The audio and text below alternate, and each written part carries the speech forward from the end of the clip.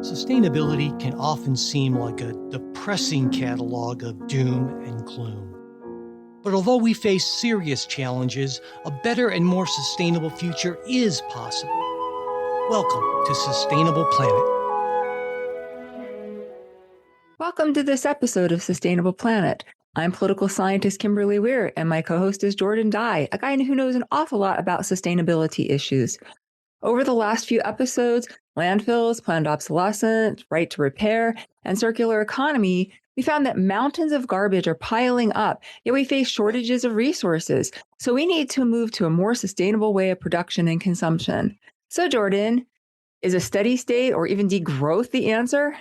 No, it's not the answer. And that's all I have in my notes is a hard no. But I think just to kind of set where we're coming in on this issue for listeners, I actually think it's counterproductive to moving towards a sustainable world. I think that the degrowth conversation has done more damage than it's helped. And Kimberly's already giving me a look. And the reason I'm confused by what you said. You think that it's done more harm than good to move in a sustainable direction. I don't think that's actually what you meant, is it? No, it is. It is. Okay. Because I have to spend time. So I find a lot of the degrowth has more come up in conversations for me with people who are against sustainable development and arguing, oh, you're just a degrowther. You guys want this. This is what you want. So I find that even I got to spend 30 minutes, an hour dealing with some people to get them that I'm not there. No, I don't think that's right. And then move them into an actual sustainable development conversation. So I have talked about it more with people who are against it and use it to label the entire sustainable development and environmental movement than I've heard from actual, like, I do have friends, but degrowthers. So that's why I think it's counterproductive, is because it actually can be used to turn people away that I could get on the sustainable development side, but not on a degrowth or a steady state. So people don't actually know what degrowth is, which is part of the problem then, because sustainability and degrowth are not synonymous by any means. And steady state is a little bit closer to what it is that you're actually talking about. Yes, I mean, I still disagree with steady state. And so I think that'll come out over this is that I don't think growth in and of itself is a bad thing. I think that's fundamentally where I come from on this issue, is that growth itself isn't bad. How we grow, where we're growing, and what we're doing, that's what can make it good or bad. And so, yes, steady state's much closer to, I think, like what I do argue for, but I still see flaws more also just in the framing of it, right? As saying we're freezing it. We'll get into some of what I see are challenges with it later, but that's kind of where I'm coming from it on this. And I will want to say up front, I actually agree with most of the issue analysis. So like what are the problems? I agree. Steady state and degrowthers, I agree with them on that. So there'll be a lot of agreement in this episode. It's when we move to the solution and what should we do, and should degrowth or steady state be the solution, that I start having my disagreements. And so what we're really talking about with sustainable development, I mean, this obviously implies development still needs to happen, which it does, right? So most of the world's countries are underdeveloped and need more development, but it has to be done in a sustainable way if we're going to be anywhere close to being able to maintain the planet without, going to hell in a handbasket.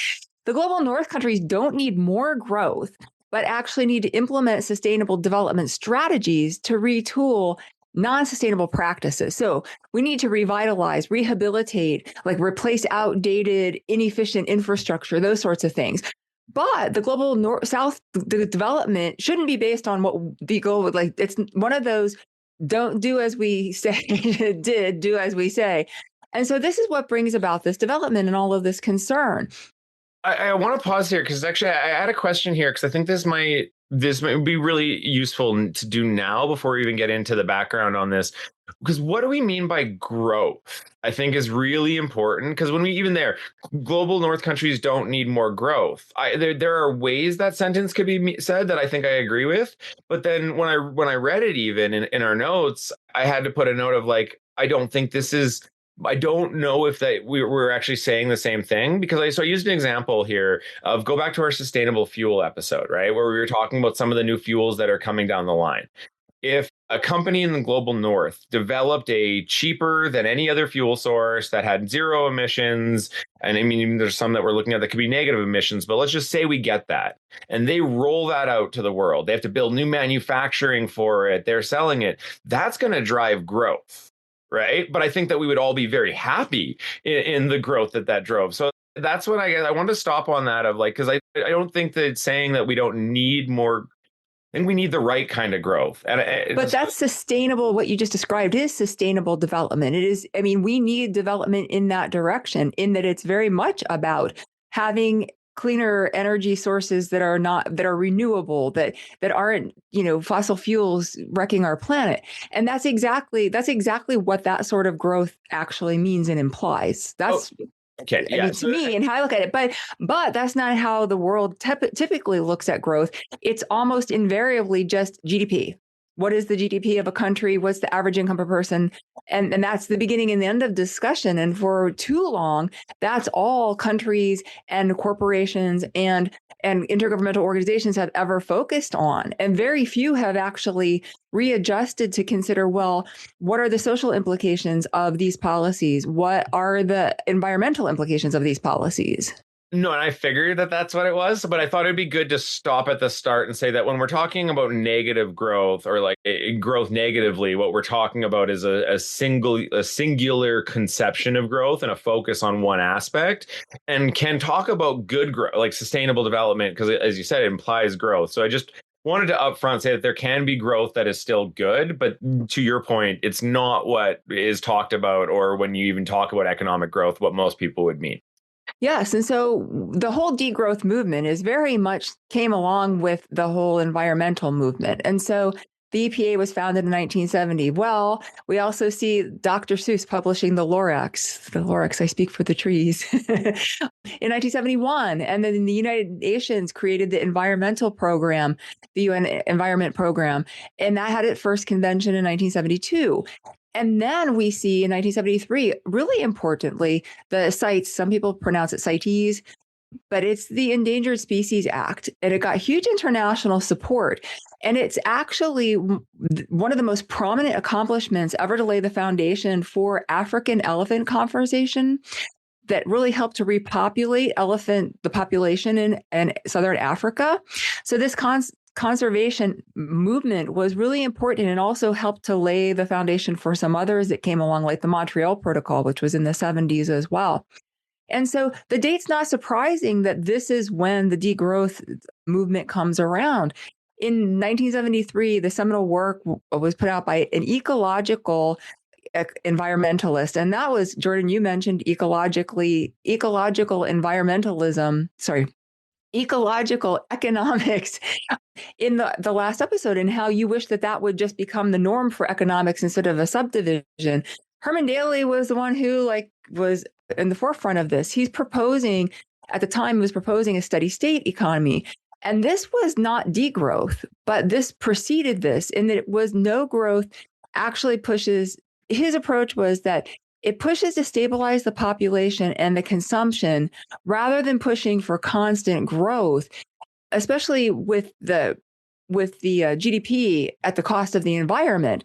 And so he's pushing here to try to retool how we look at economics and actually account for those externalities. And I think it's great work.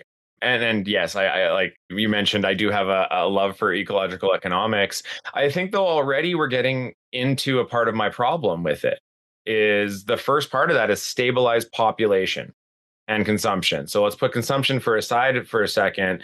And because the other thing that was going on in this era was books like The Population Bomb and like a mass fear over what was either going to happen with stagnating population or too much population.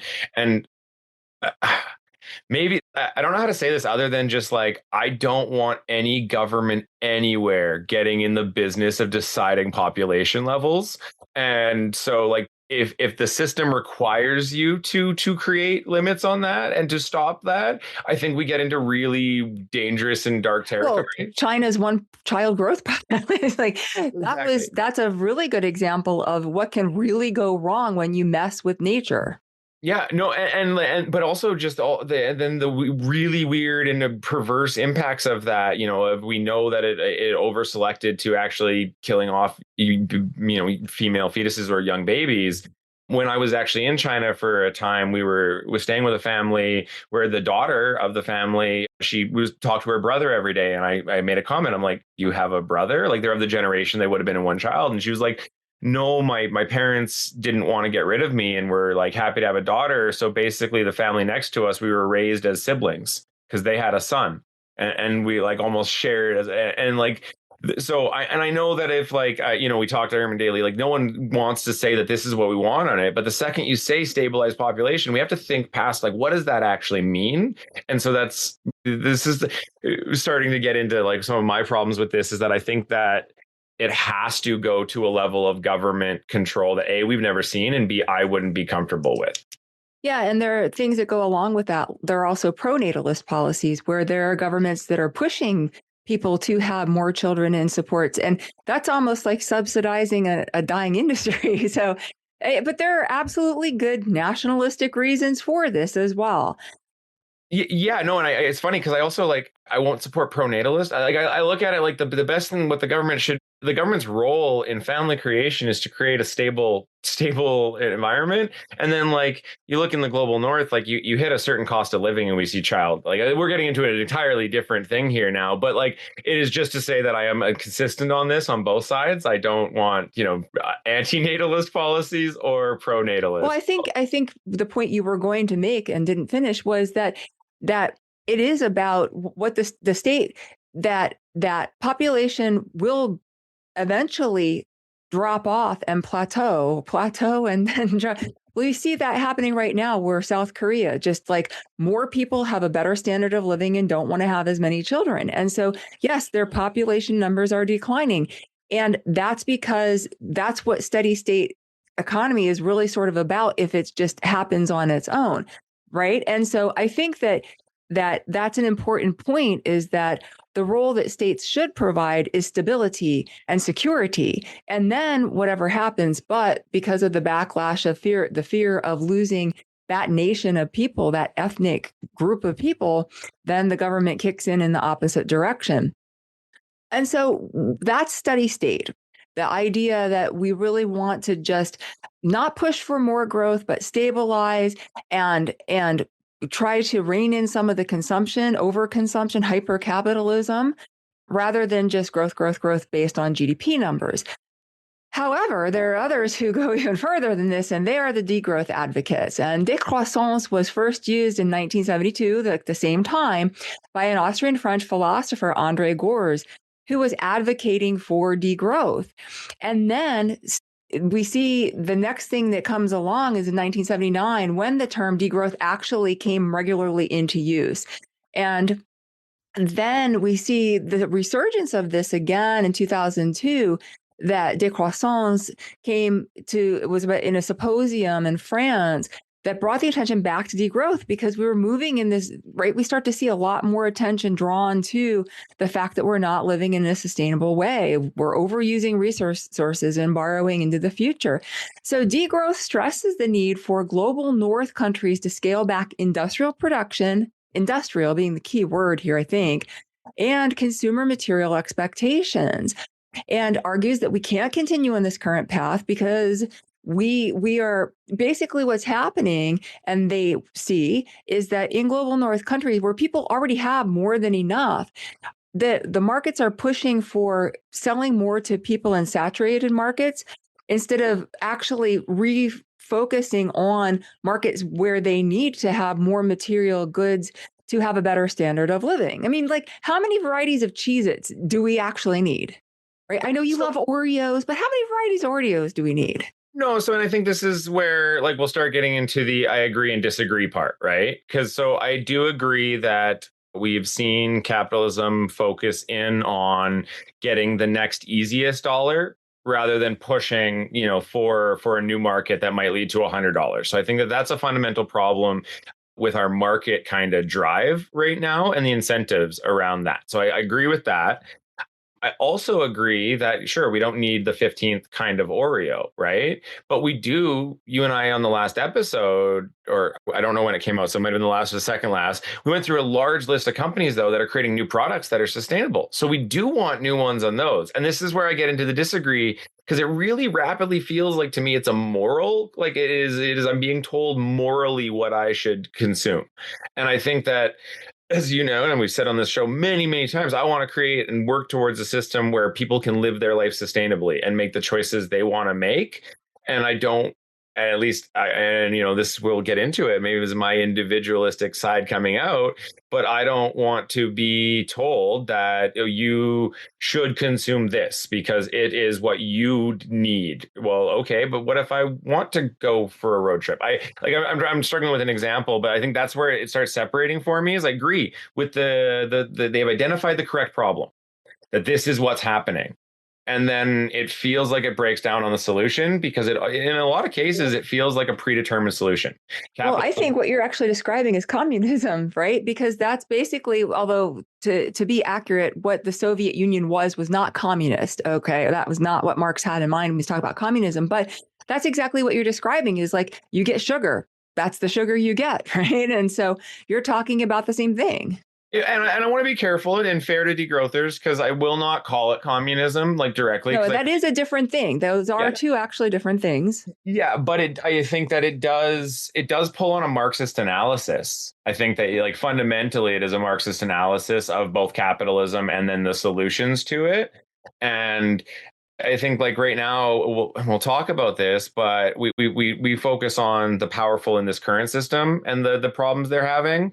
And like when we talk, so like if I was to suspend my problems with this and we had a council that could put this in globally, because that's the other thing here is it would have to be global to work, who decides? And how do you not think that those elites who become the new powerful aren't going to make the same kind of in different ways, but and so while I will not call it communism, it is, in my opinion, a command and control system. It necessarily has to be. It's a macro level system that has to be put in place. And the closest thing we've ever seen that almost resembles that, even though it's not exactly what communism was, is the Soviet experiment or the Chinese experiment.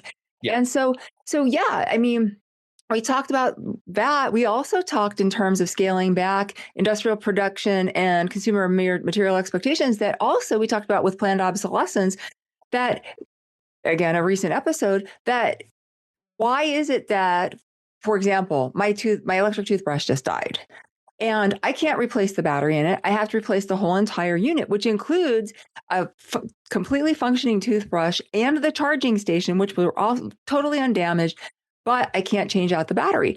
That's planned obsolescence. That's making it so that I can't go in there and do that because it's easier and it's safer to target me because I can easily afford another electric toothbrush. And if I can't, I can certainly afford a manual toothbrush with no problem. And so why not, right?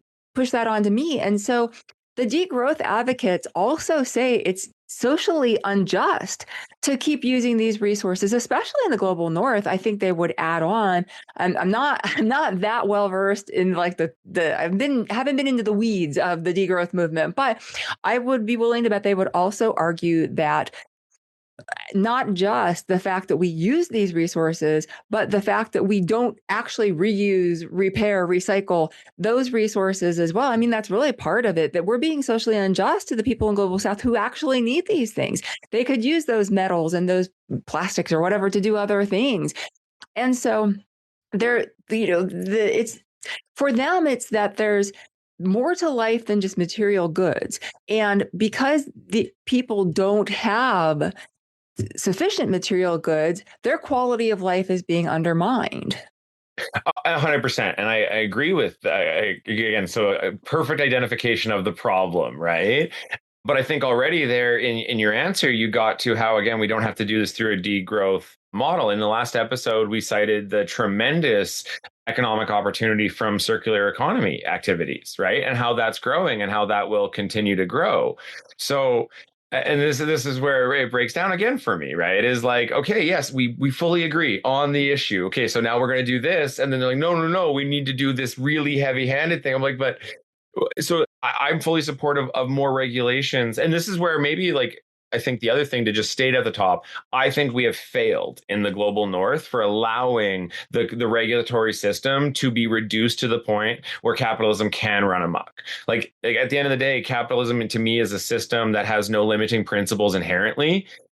So you have to place them on the state you have to place them from the state. Now, where I push back on capitalists, and I'm using air quotes for everybody who can't see, is they don't understand that you can't have capitalism without a state creating a market. You have only anarchy, right? So this is like, I fundamentally view the state as integral to capitalism because it creates the market and then sets the rules, and they will do whatever is allowed within those rules, right? So I think that's really where we have failed, and where I would say like moving us towards some of these things is on the actual regulatory side, right? And that's really just neoliberal economic model. That's what after World War II was an attempt to try to put those institutions, those global institutions in place, to have the regulations in place to rein in the ills of capitalism. And that's exactly what the whole point of that was, is to try to say, okay, we can't just let capitalism run amok. Instead, we need to cooperate and have rules about what we can do with the environment and pollution and resource usage and treatment of human beings and so forth. And in the end, we see where we're at now, which is countries actually moving away from, retracting from those norms that were put into place. And so, yeah, I agree. And the funny thing is that of all my years of teaching, my students would ask me what my thoughts were. Oh, tell me your opinion. I'm not here to give you my opinion. I'm here just to, talk about the information and give you the tools and the resources for critical thinking and deciding for yourself, and then being able to use the information that you have to make a case for your argument. And so you keep saying we disagree on these things. And I'm wondering if you are including me in this, because I don't feel like at this point I've actually told you where I come down on this. No. And even as I was preparing for this episode, I actually have a note in my notes of to not blame Kimberly or set us when I'm saying we, and for everybody, this is not Kimberly and I thing. This is, I joked to Kimberly before the episode started, I've avoided saying anything on this publicly for 10 years, because I find that it just becomes a fight, and the people who are supportive of it is a moral question of you're either for this or I'm just as bad as everybody other capitalists. So if I do fall into generalizations, it's a little bit of a trigger response on my end. So no, I just want to apologize if you've gotten that. Oh no, I just wanted to, and that's the point, is that I also have a lot of issues with this, but it's important to understand what it's actually about. And that's what you started out the episode by saying, is a lot of people aren't well informed in what it is that it's about. And I think that basically, as you pointed out, all of the underlying principles are all things that you and I agree on in terms of like what's important.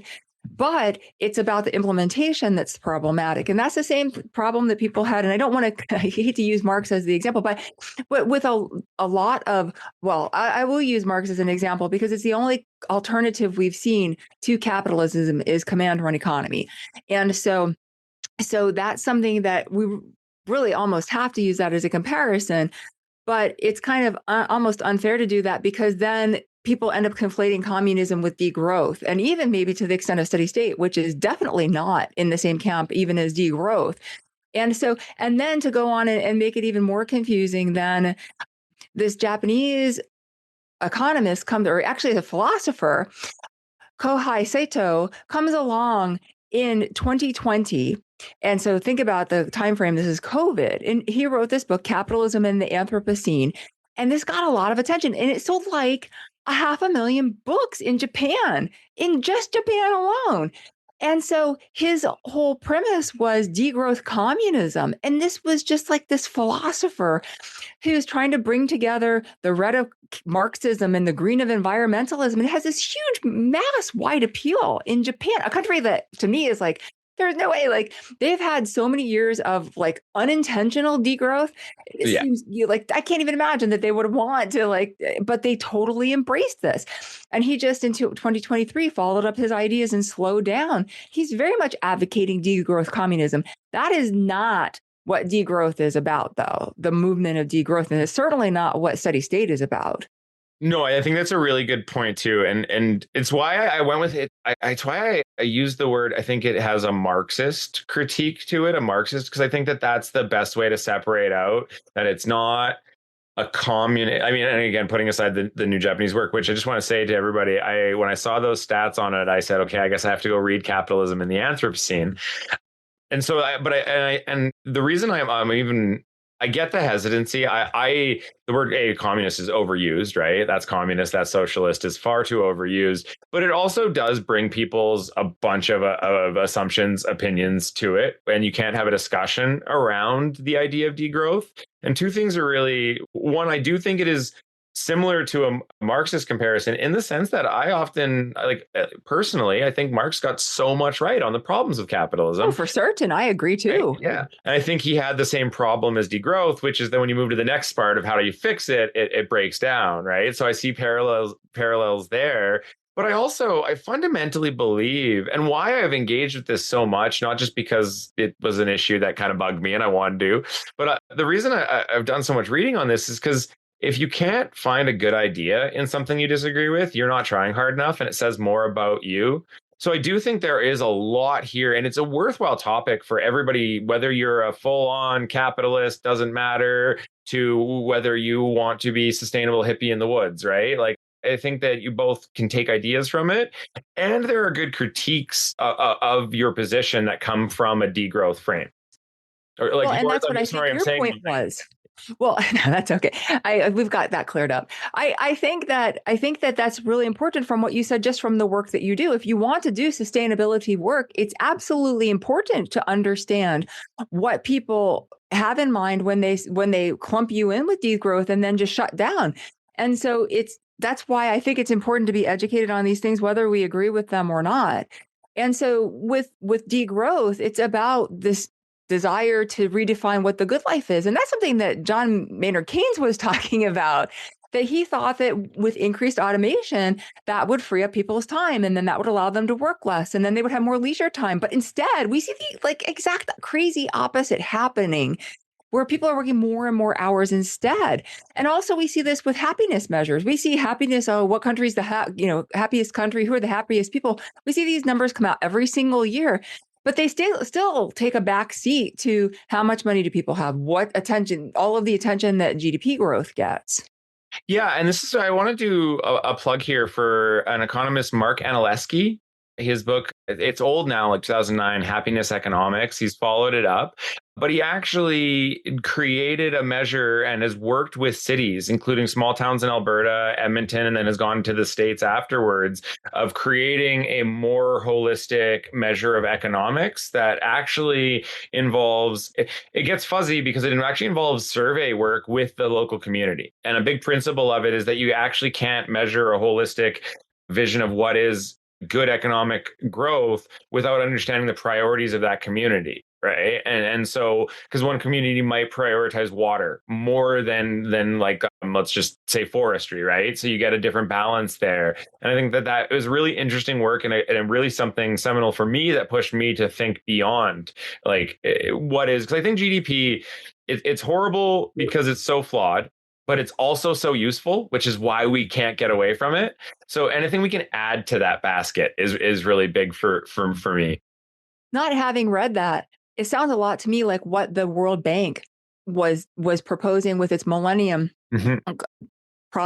plan, was to shift away from just focusing on GDP and instead focus on including human capital and natural capital, because without doing that, you don't get a balanced picture. And of course, the World Bank's got limited resources and a lot of people to help, but at the same time, really need to include that. They need to be able to do those local surveys. They need to be on the ground. They just lack the resources to be able to effectively do that.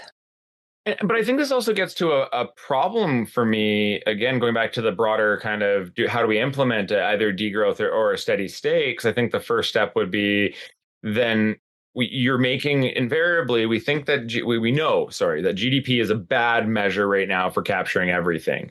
Any sort of movement to a new measure will reduce complexity. Like that's what happens when we create measures, right? And so part of me just thinks that when you play this out, unless you're doing it, you either have no measure of economics that works because you can't get everybody, like, every community all the way up to agree, or again, we reach another imperfect measure. Now, I'm fine with that if we can get to a better state, but I think sometimes in these conversations, there's a little bit of utopianism that's brought into it, right? That if we get rid of the evils of GDP and we put in degrowth, and I'm not saying anyone here is saying this, but I think it's brought to the conversation a lot that we will move to this perfect kind of state. And I maybe I just have too much pessimism in me to think that we'll ever get to that.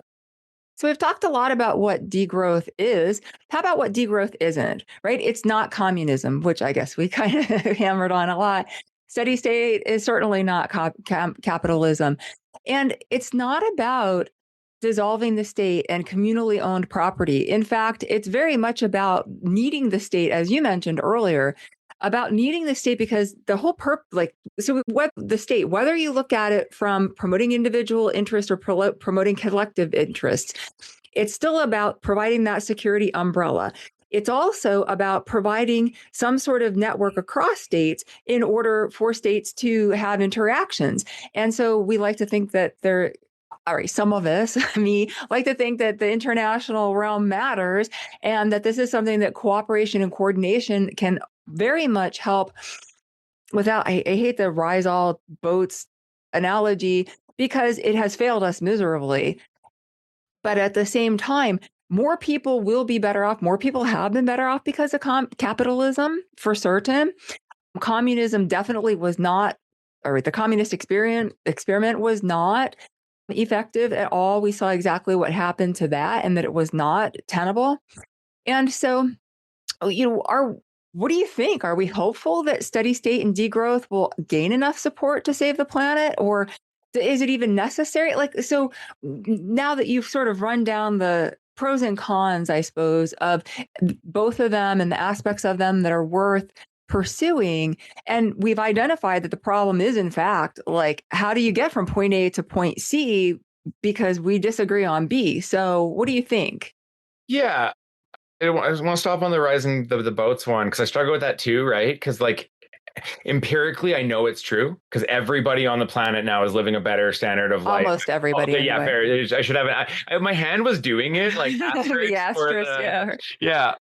But yes, we should be careful. The majority of the planet is living in better standards than they were even a few decades ago, but have not done enough. So it's you don't want to say it. The way I look at it is that rising tide carried a few people 100 couple feet up on the crest of the wave, and some people only got to sit in the puddle.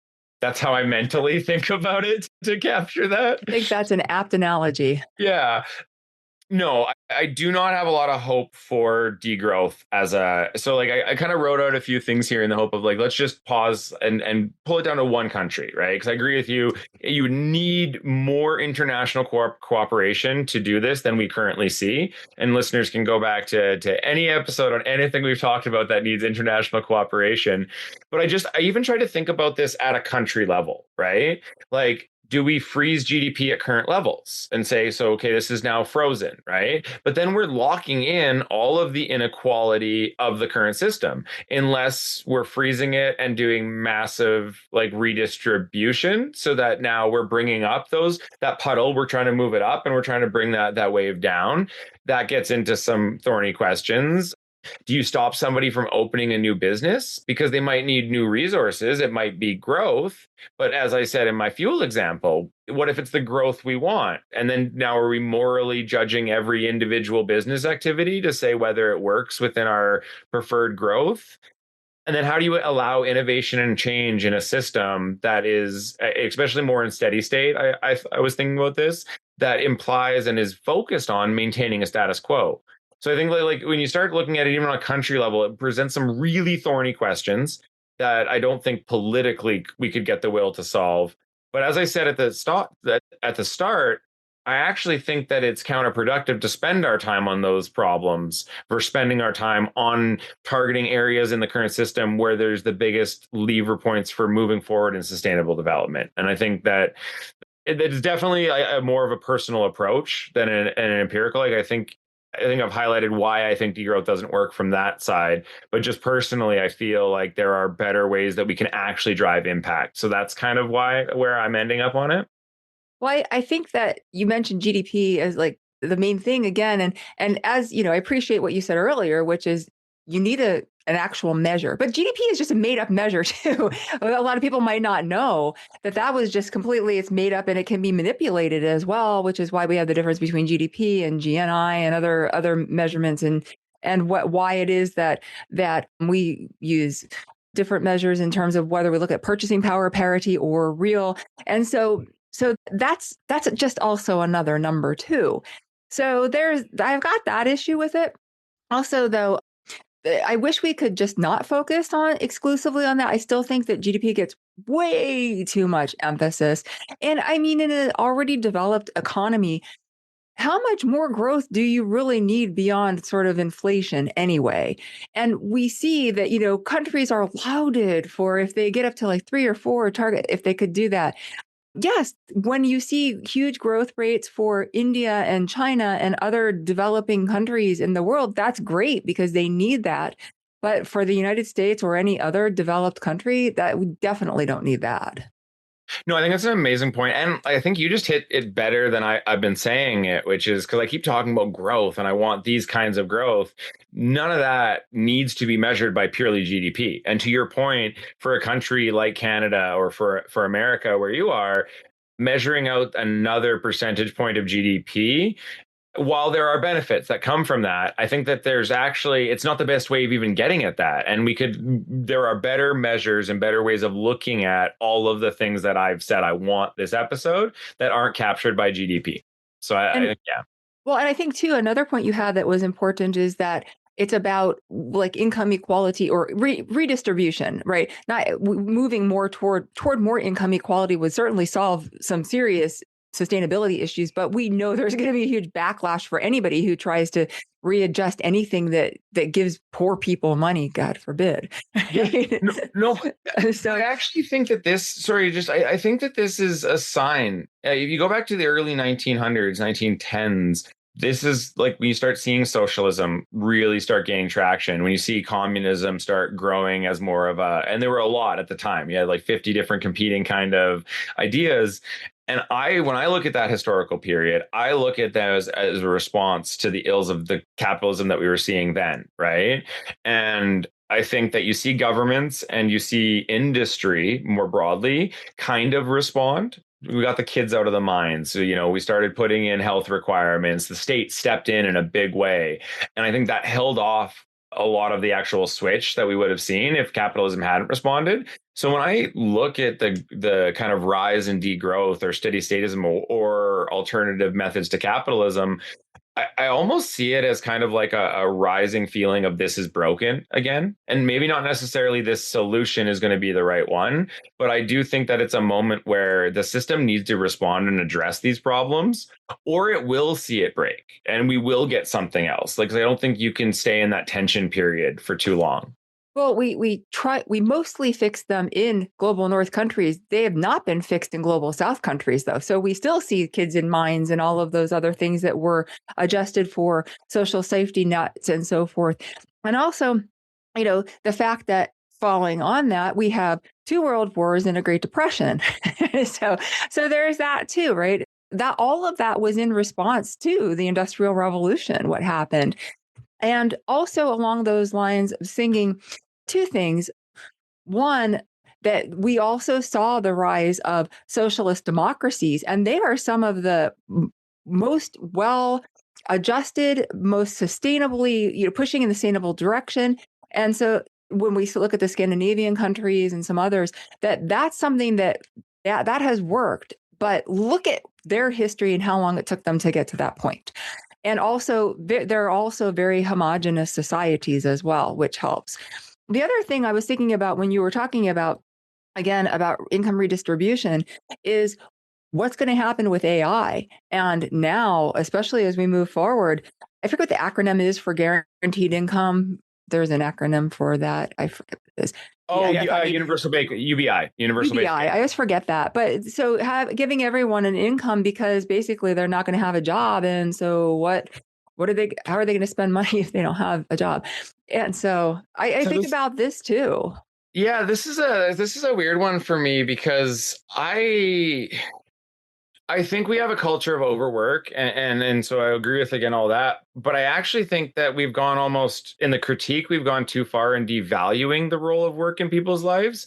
So I think that like I worry a lot about the income side of things, but I worry more about a world in which people don't have meaningful work to do and what that'll actually lead to. And that scares me almost more, like a world where it's just government paying out and you're told to sit at home, you don't contribute. That scares me because I do think that there is a very strong aspect of we're driving towards a world. My work contributes to a better world in this way. And I don't want to lose that, I guess. I agree, because we already see that with more people in the United States anyway. Younger people who are still living at home don't have meaningful jobs, don't have ways to have meaning, be meaningfully employed and contribute. And so I'm completely with you on that. So that's our episode on steady state and degrowth communism, which are definitely two different things.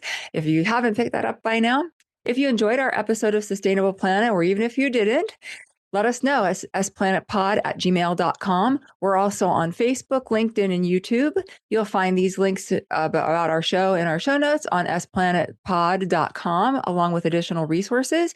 You can read more on my Substack posts. We'd really appreciate it if you'd rate and review our Sustainable Planet episode on your podcast app. Thanks for listening and have a sustainable day.